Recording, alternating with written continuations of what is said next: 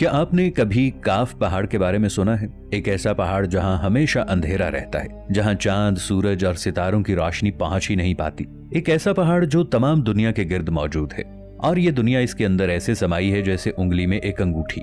کچھ کا خیال ہے کہ یہ پہاڑ جنات کی دنیا میں داخل ہونے کا دروازہ ہے، جبکہ کچھ لوگوں کا ماننا ہے کہ یہ پہاڑ سمندر کی گہرائیوں کے نیچے کہیں ہیں۔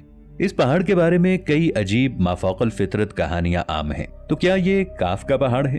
اور اس کے بارے میں اتنا کچھ مشہور ہونے کے باوجود آج تک اسے کوئی معلوم کیوں نہیں کر پایا کہ آخر یہ کہاں ہے، اور کیا واقعی وہاں کوئی مافوق الفطرت مخلوق موجود ہے؟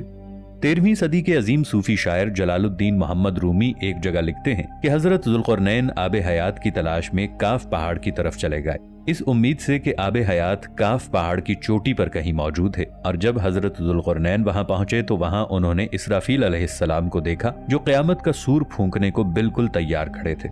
اب اس بات کی حقیقت کیا ہے یہ تو ہم نہیں جانتے، لیکن مولانا جلال الدین رومی کے ان الفاظ کے پیچھے کوئی مقصد ضرور چھپا ہوگا۔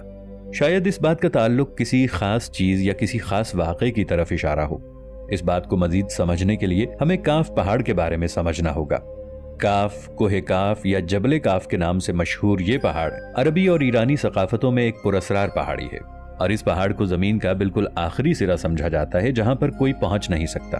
اور مشرق وسطی کے افسانوی داستانوں کے مطابق اس جگہ ایک عجیب الخلقت پرندہ روک موجود ہے جو جسامت میں اتنا بڑا ہوتا ہے کہ ایک پورے ہاتھی کو اپنے پنجوں میں اٹھا سکتا ہے۔ کاف کا یہ لفظ عربی حروف میں 21 نمبر پر آتا ہے، جو ایک قدیم یونانی فونیشن حرف سے نکلا ہے جس کا ڈکشنری میں مطلب گردن کے پچھلے حصے کا ہے، جسے انگریزی میں نیپ بھی کہا جاتا ہے۔ اب مختلف تہذیبوں کے لوگ اس کے الگ الگ معنی لیتے ہیں۔ مثال کے طور پر جاپان میں جس کی گردن واضح نظر آئے تو وہ اسے ایک قابل انسان کی نظر سے دیکھتے ہیں۔ افریقی لوگ نیپ کو نوکروں کے لیے استعمال کرتے ہیں، جبکہ مصری لوگ کسی کو شرمندہ کرنے کے لیے اس کی گردن یعنی نیپ پر تھپڑ مارتے ہیں۔ اب مختلف ثقافتیں اور مختلف مطلب، لیکن کوئی بھی آج تک یہ معلوم نہیں کر سکا کہ آخر اس پہاڑ کو کاف پہاڑ ہی کیوں کہتے ہیں۔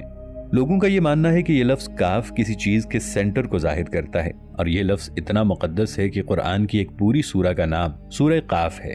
اس سورہ میں اللہ کی وحدانیت اور موت اور زندگی کا نظریہ پیش کیا گیا ہے۔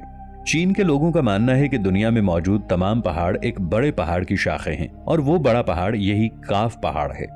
مولانا جلال الدین رومی کی وہ تحریر جس میں انہوں نے حضرت ذوالقرنین کا کاف پہاڑی پر جانے کا ذکر کیا تھا، اس کے بارے میں پاکستان کے شہر بہاولپور کے ایک علاقے سے تعلق رکھنے والے ایک اور صوفی مخدوم جہانین جہاں گشت نے اپنے ایک سفر نامے میں لکھا تھا کہ حضرت ذوالقرنین نے نہ صرف حضرت جبرائیل علیہ السلام کو کاف کی پہاڑی پر دیکھا، بلکہ انہوں نے یاجوج ماجوج کو بھی اسی پہاڑی پر قید کیا تھا۔